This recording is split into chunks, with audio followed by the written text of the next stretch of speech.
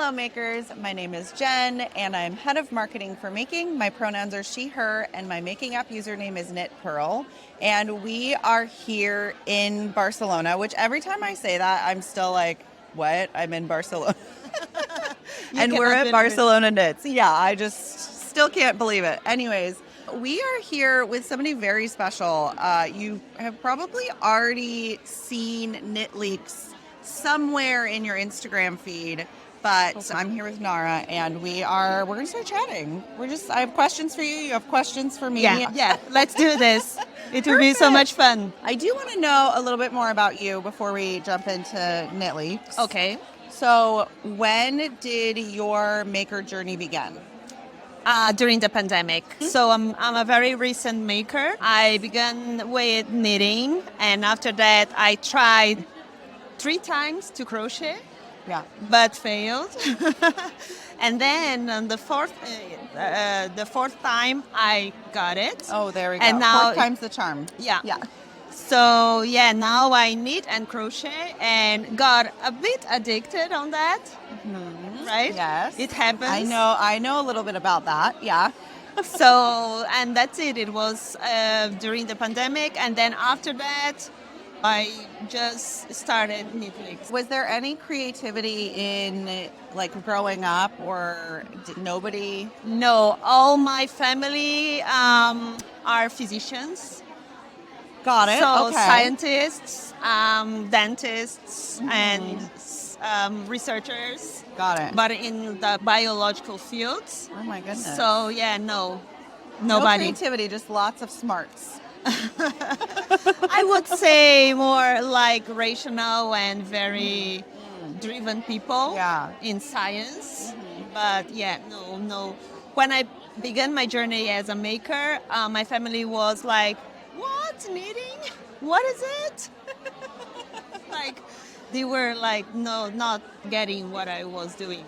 Do they get it now?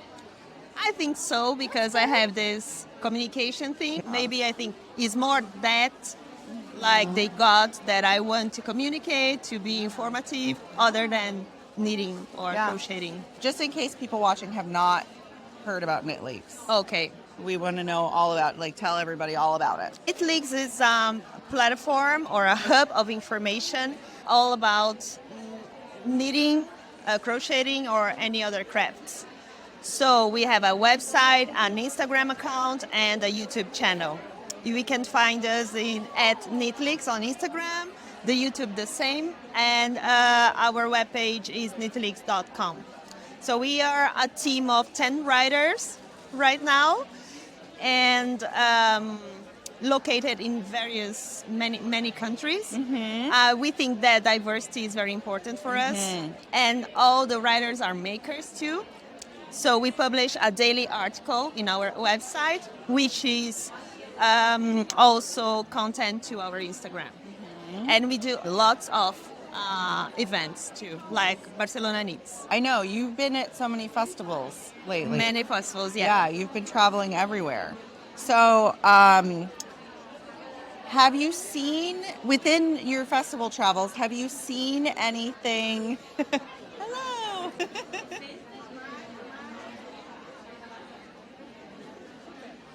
Perfect. I love this. Of course. Thank you. That's going to stay in the interview. Yeah. That's cute. Okay. So you've been traveling to lots of festivals. Right. I feel like every festival is a little bit different. Very different. Yes. Well, very different. Yeah. Has there been anything that's been like really unique that has like changed the experience or like made it easier or more fun that you've seen at a certain festival that you're just like, this was awesome? I think Barcelona Knits is a very easy festival to navigate because I think the language helps. I'm a Portuguese speaker, so they are not the same language, Portuguese and Spanish, but they are very similar. Yeah. The organizers are super nice and competent. Yes. And the communication flows, Yes. So, for what we do, it's everything. Yeah. And on the other hand, there are many other events that are not that organized, but it's not the issue. I think people are more, I don't know, shyer or are not so open. I think the culture influences also Ah, the things. that's great. So for us that we work with communication, sometimes it's more difficult traveling and going to those festivals, but it's interesting in any case. Communication is key, especially when you're traveling. I don't know. The unknown is not okay. Yeah. Yeah. Especially with stuff like this, you know. Yeah. And so I agree with you. They've been wonderful. Yes. Yeah. And when I started, for example, when I travel, it's just me. I'll go alone. And I'm just with my cell phone, my gimbal, and my microphone, like filming. And I have Asian roots, and I say I'm a Brazilian, and I was an ex-lawyer, and now I'm a fiber reporter. So everybody was, what? What are you doing I here? love that you were a lawyer. That's so great. A tax lawyer. You told me that on our call when we chatted before. And that's right, a tax lawyer. You're having more fun now, yeah? Yes, of course. Yes, of course. Tax law is fun, but in another way. Yeah. So I think, sometimes it's easier to navigate on events like this. Every place I went had a very interesting characteristic, and I love it. It's so. It's an experience, a self-growing experience. You kind of learn something new every time. Every about time. yourself and about the business and what you need to be doing differently Exactly. and what's working. Yeah. Yeah. And I think the biggest lesson I had was to be prepared. I mean, to research, to know how is the culture, or something that could be a bit difficult about it, transportation or services. I think that helps. Always be prepared. Yeah. What are you working on right now? Well, I'm wrapping up my year in terms of events. Barcelona Knits is my last event of 2023. So you're going to take a really long nap. I think so. Yeah. I'm going back to Lisbon after Barcelona, and from there I'm going back to Brazil. Nice. And I'll be there until Vogue Knitting Live on January. And then my year begins again. Yeah, to 2024. So I think now in 2024 I will be more selective in terms of events because it's so tiring, Jen. You cannot imagine. Yeah. In 2023 I tried to go to many places I could. How many festivals did you do? More than 20. Oh my God. We did 3 and I'm exhausted.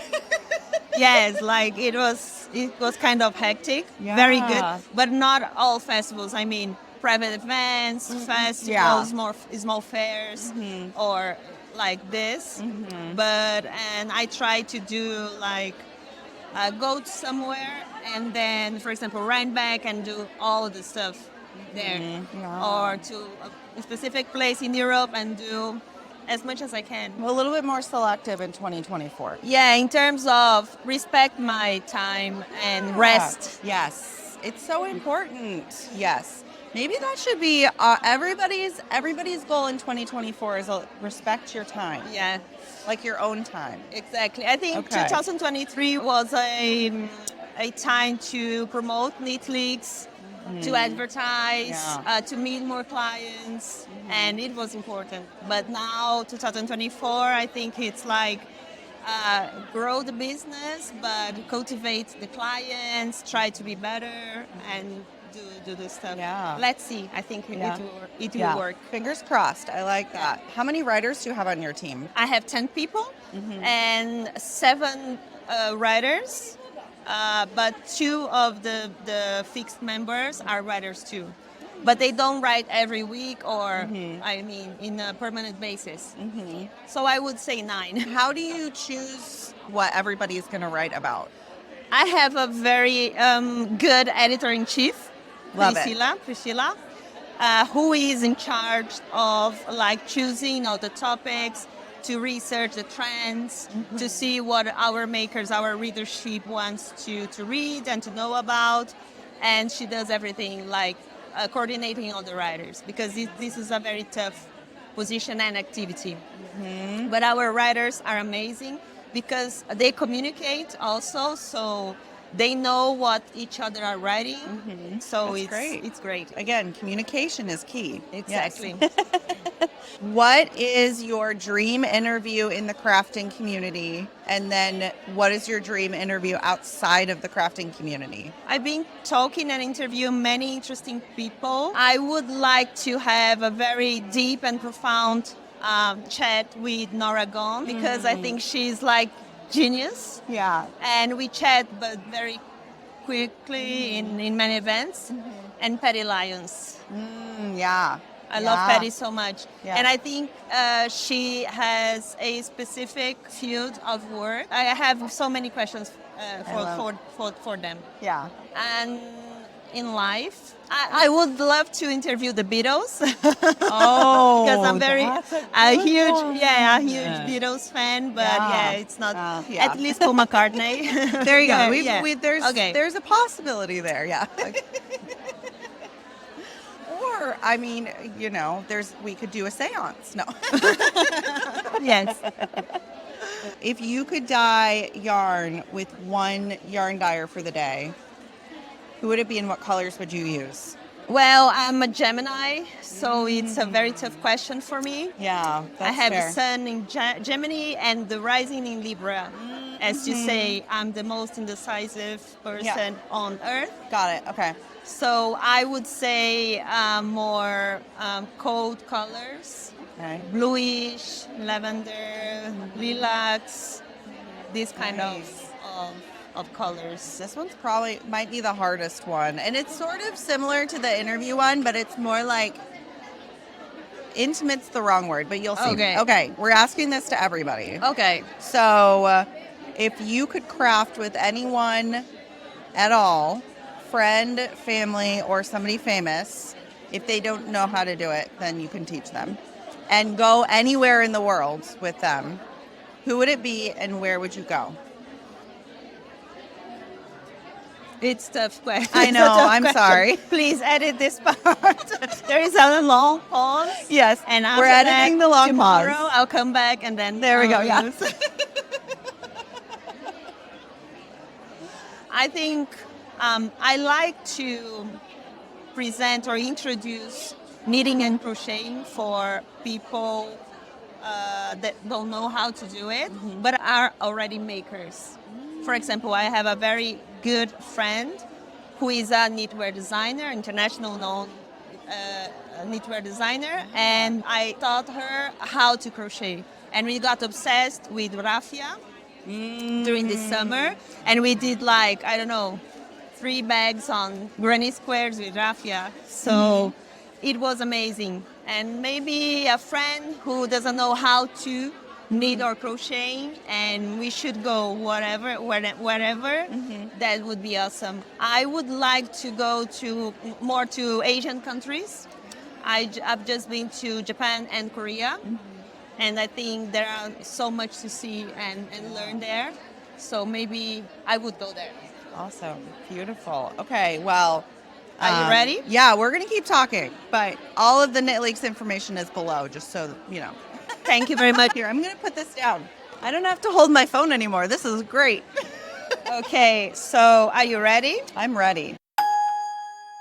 What did you or do you expect to know and to meet and to find out here in Barcelona Knits? Everybody that works at Making right now, which we're a very small team, Right? we're in the U.S., Right. but our maker community on the app is global. Okay. A lot of them are from the U.S., but we're hoping to grow the community more. And I think, as we were just talking about earlier, every single event that we do, we learn more. And what I'm hoping is that I can bring home some insights and some suggestions for the app and for the community and how we can better serve everybody. That's what I'm hoping to learn, because we're at a really beautiful spot right now where we're we're such a baby when it comes to like tech and apps that we really have this benefit of kind of being at the beginning. And Okay. we can shape it and make it whatever it is. And we're hoping that the community will also help us with that too. Yeah. And how is it going so far? It's going great. We have just such a beautifully diverse community of humans and craft. We're about to launch the second version of the marketplace. Okay. So Yeah. right now, designers can sell their PDF patterns, and soon people will be able to sell their yarn, supplies, finished goods, Yeah. all of that. We're just going to be a really awesome marketplace filled with handmade items and things that help people make those things. Great. Yeah. What is your biggest knitting confession? I don't swatch. My God. This is big. Don't come at me. This is big, people. Guys, this is big. This is like, Okay, I took a class one time. Okay. We had classes for a while on the Making app. We've paused them for now, but I took a class one time. So here's the thing is I am very good at lots of things. Numbers and math, I am not. right. That's the one thing that I'm not good at. I just cannot compute. So I will get there. Someday I will knit something and I will regret it.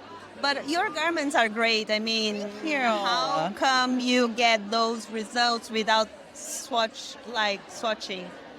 It's odd. I mean, Magic powers. okay. Okay, the universe. Yes, the universe is kind to me right now. What do you have in your project bag now? I have a vest that I'm making in La Bien-Aimée Cori Confetti, Okay. which I'm very excited about. I was hoping I would finish it tonight to wear tomorrow, but it's kind of thick, so it's a little warm here, It's so a I don't little know if warm, that's yeah. gonna. I can understand it. And I actually have some stickers that I was gifted from Sacred Sheep, from people from the app that came up to say hi, that Right. had stickers, and then other vendors. It's one of those things I like have to have a sticker for a little bit before I know where to put it, and so they've traveled with me here. Great. So yeah. What is the best advice you would give to your younger self? Knitting related or not? Knitting related or not? Okay. I mean, I think listen to your gut because it will take you to amazing places and you will do amazing things when you do. Great Yeah. advice. And the last question, and I ask this question to everybody, so it's the Okay. same. Okay. It's kind of difficult, but it's not. Tell Ready. me something that nobody knows about you, Oh. or few people know about you at least. Okay, we're gonna edit this part out. Something that few people know about me. I'm such an open book. That's really hard. I'm an oversharer. I have ADHD. I share everything. I'm trying to think. There has to be something. Yeah, it has to be something. I might need to come back to that. Oh my gosh. Val, what do people not know about me? She doesn't know.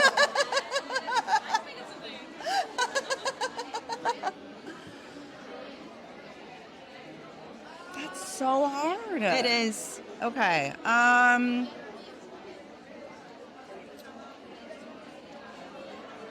Well, I mean, I'm gonna say this story only. What? Oh, that's one. Yeah. Okay. Well, this is one. It's not. I mean, the other story was kind of fun, but we can do two things. This is. I mean, yeah. So, when I first moved to Seattle, I didn't want to have a car because I grew up in Phoenix, Arizona, where you have to have a car. Okay. And so I have basically lived in Seattle.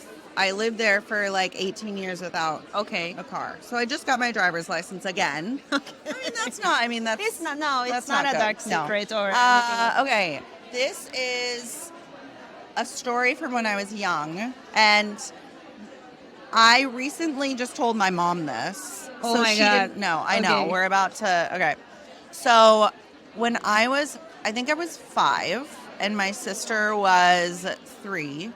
And I took scissors and cut my own bangs and cut a chunk. Like it was like, yeah, it looked like a bridge or something. And we were getting pictures taken the next day. Right. Yeah. So Nice that was timing. good timing, Jen. Good timing. And basically I realized that I had done something very bad. And so I took the hair and placed it on the ground, and I took the scissors and placed it next to it, and I pretended to sleep. And so my sister got in trouble. And I did not tell my mom that story until 40 years ago. And I'm 41 years old. So. Oh my God. And your sister. I know. She's okay. It's fine. We all had a good laugh. Yeah. My sister's wonderful. That's a wonderful thing to open. Thank you very much. Of course. Thank you. Awesome. Okay. Okay, let's go. Let's go.